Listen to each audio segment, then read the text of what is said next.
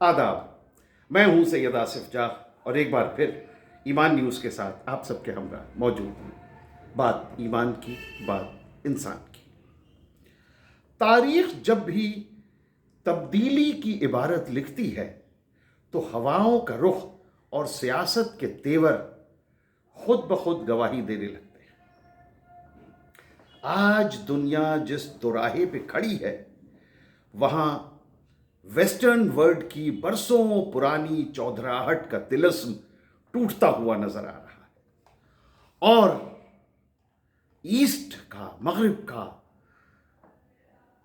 Asset کی زمین سے ایک نیا سورج طلوع ہو رہا ہے۔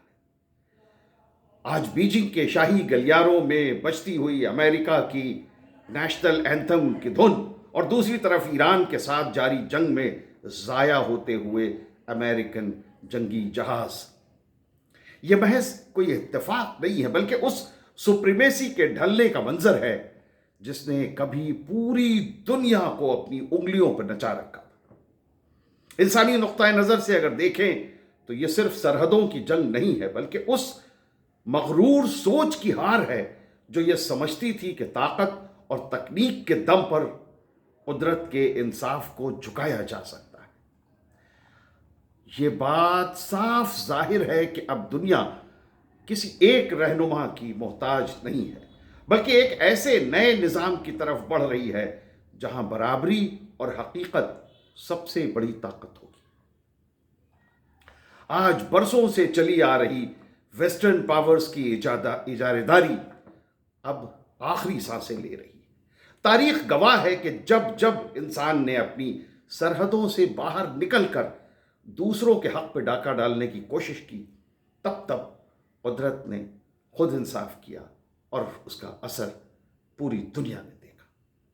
مئی 2026 کی یہ تپتی ہوئی دوپہریں صرف موسم کی گرمی نہیں بلکہ بدلتی ہوئی گلوبل پالیٹکس کی تپش بھی بیان کر رہی ہیں۔ بیجنگ کے the great hall of the people میں جب ڈونالڈ ٹرمپ اور شی جن پنگ ایک دوسرے کے آمنے سامنے بیٹھے تو وہ صرف منظر وہ جو تھا وہ محض دو ملکوں کے سربراہوں کی ملاقات کا نہیں تھا بلکہ ایک ڈھلتے ہوئے سورج اور ایک ابھرتے ہوئے سویرے کا آمنا سامنا تھا۔